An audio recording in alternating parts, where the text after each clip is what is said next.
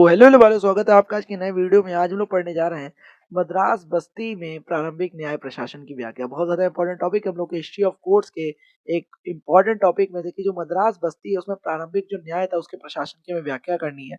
शुरू करते हैं इस टॉपिक को कि मद्रास या चेन्नई में न्याय प्रशासन का इतिहास अत्यंत महत्वपूर्ण है, क्योंकि ब्रिटिश ईस्ट इंडिया कंपनी ने भारत में अपने न्यायिक प्रयोगों की शुरुआत यहीं से की थी। मद्रास में न्यायिक प्रणाली का विकास 3 चरणों में हुआ था। आइए इसे विस्तार और सरल भाषा में समझते हैं। मद्रास बस्ती में न्याय प्रशासन का विकास वो 1639 से 1726 तक रहा। मद्रास की स्थापना देखिए 1639 में हुई थी, जब फ्रांसिस डे ने विजयनगर के राजा से भूमि प्राप्त की थी। यानी फ्रांसिस डे ने विजयनगर के राजा से ये भूमि प्राप्त की। 1639 में मद्रास की स्थापना हुई थी। यहाँ न्याय प्रशासन की 3 मुख्य चरणों में विभाजित किया जा सकता है। प्रथम चरण रहा 1639 से 1678 तक। शुरुआत में मद्रास में कोई औपचारिक अदालत नहीं थी और न्याय का स्वरूप बहुत ही साधारण था। एजेंट और काउंसिल्स, यानी मद्रास बस्ती का प्रमुख एजेंट कहलाता था। बस्ती का प्रमुख एजेंट कहलाता था। वह अपनी काउंसिल्स के साथ मिलकर छोटे मोटे दीवानी, सिविल और फौजदारी मामलों में फैसला करता था। फिर चौल्ट्री कोर्ट्स, यानी कि चौल्ट्री कोर्ट्स बन गए। ये स्थानीय भारतीयों के लिए एक छोटी अदालत थी। यहाँ के अधिकारी को अदालत का न्यायाधीश नहीं बल्कि चौल्ट्री जस्टिस कहा जाता था। यहाँ जहाँ के फैसले स्थानीय रीति रिवाजों के आधार पर होते थे। सीमाएं देखें, इस काल में कोई लिखित कानून नहीं था। न्याय पूरी तरह से अधिकारियों के विवेक और डिस्क्रिशंस पर निर्भर करता था। तो जिसकी गुड कंसाइंस हो गया, दिमाग पे ही निर्भर करता था किसकी कितनी बुद्धि। द्वितीय चरण देखें 1678 से 1683 तक। इस चरण में न्याय प्रणाली को थोड़ा और व्यवस्थित किया गया।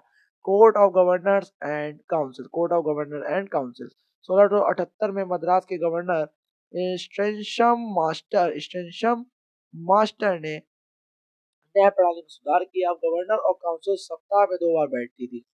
इसे हाई कोर्ट जैसा दर्जा प्राप्त था। ठीक है। दूसरा देखें अंग्रेजी कानून का क्या प्रभाव रहा। पहली बार यह मामलों का फैसला अंग्रेजी कानून यानी इंग्लिश लॉ के अनुसार करने का प्रयास किया गया, ना कि केवल व्यक्तिगत विवेक से। तृतीय चरण कब तक रहा 1689 से 1726 तक। एडमिरल्टी कोर्ट की स्थापना करी गई। फिर क्या हुआ, यह चरण सबसे महत्वपूर्ण है क्योंकि यहाँ से पेशेवर न्याय की शुरुआत हुई।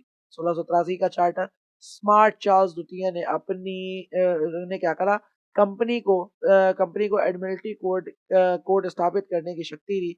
इसका मुख्य उद्देश्य समुद्र में होने वाले अपराधों, पायरेसी और व्यापारिक विवादों को सुलझाना था। पेशेवर न्यायाधीश देखें तो पहली बार सिविल कानून के विशेषज्ञ जज एडवोकेट की नियुक्ति की गई। सर जॉन बिक्स मद्रास के पहले जज एडवोकेट बने। और मेयर कोड 1687 में देखें तो 1687 के चार्टर द्वारा मद्रास में एक नगर निगम या कॉरपोरेशन बनाया गया। इस निगम के भीतर एक मेयर कोर्ट की स्थापना की गई। इसमें एक मेयर और 12 एल्डरमैन होते थे। यह अदालत छोटी दीवानी मामलों को सुनती थी और इसकी अपील गवर्नर एंड काउंसिल की अदालत में की जाती थी। महत्वपूर्ण केस कानून लॉ देखें और उदाहरण देखें तो विधिक इतिहास को समझने के लिए उस समय के प्रसिद्ध केस बहुत सहायक होते हैं।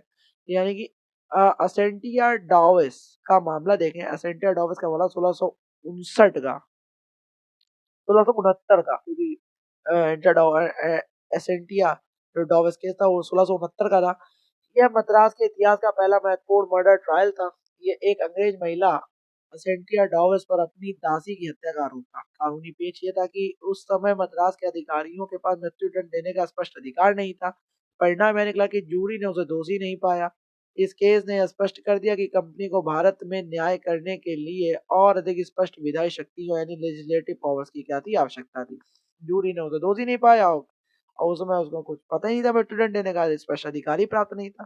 फिर मद्रास निगम बनाम स्थानीय व्यापारी रहा कि मेयर कोर्ट्स के आने के बाद व्यापारियों के बीच अनुबंध या कॉन्ट्रैक्ट्स के उल्लंघन के कई मामलों आए। यहाँ पहली बार रिकॉर्ड रखने की परंपरा शुरू हुई थी। ठीक है।